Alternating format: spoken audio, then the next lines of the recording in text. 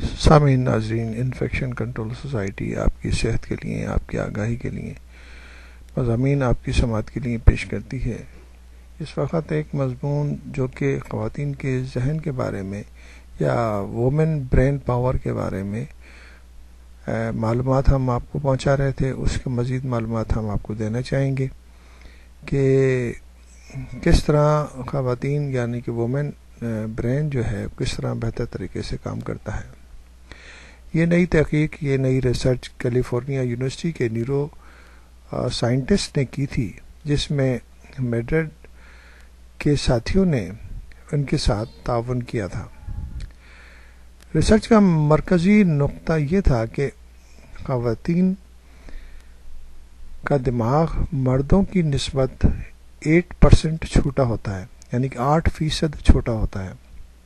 اس کے باوجود ذہانت میں دونوں یکساں کیسے ہوتے ہیں؟ ریسرچ کے دوران دماغ کے ایک حصے پر توجہ مرکوز رکھی گئی جسے ہپو کیمپس کہتے ہیں۔ دماغ کا یہ حصہ مفید یادداشت اور جذبات کے حوالے سے اہم ترین کردار ادا کرتا ہے۔ مردوں میں دیکھا گیا کہ جن کے ہپو کیمپس جتنے بڑے تھے ان میں نیورونز اتنے ہی زیادہ تھے اور ذہانت بھی زیادہ تھی، لیکن خواتین میں ریسرچ نے یہ بات نوٹ کی کہ ان کا ہپو کیمپس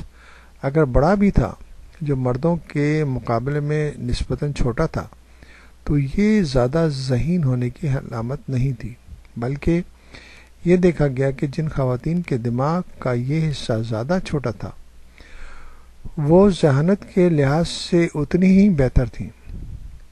اس سلسلے میں سائنسدانوں نے 59 خواتین اور 45 مردوں پر نفسیاتی ٹیسٹ آزمائے۔ یہ تمام مرد اور خواتین 18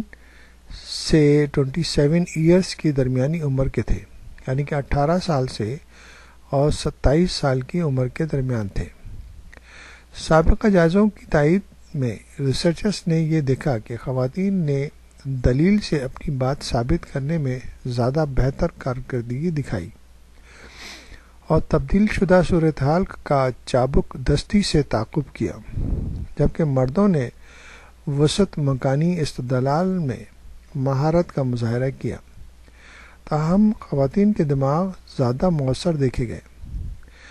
سائنسی جریدے انٹیلیجنس میں شائع شدہ رپورٹ میں کہا گیا ہے کہ موجودہ دماغی ڈھانچے کی سطح پر یہ دیکھا گیا کہ خواتین میں اگرچہ نیورونز کی کمی تھی، یعنی کہ جو دماغ کے سیل ہیں ان کی کمی تھی، پھر بھی انہوں نے مردوں کی نسبت بہتر رویہ جاتی نتائج دکھائے۔ کیمبرج یونیورسٹی کے پروفیسر ٹریو رابنس نے کہا ہے کہ اس ریسرچ سے یہ نتیجہ ظاہر ہوتا ہے کہ خواتین میں ہپو کیمپس کا سائز جتنا چھوٹا ہوتا ہے اتنی ہی بہتر کارکردگی کا مظاہرہ انہوں نے کیا۔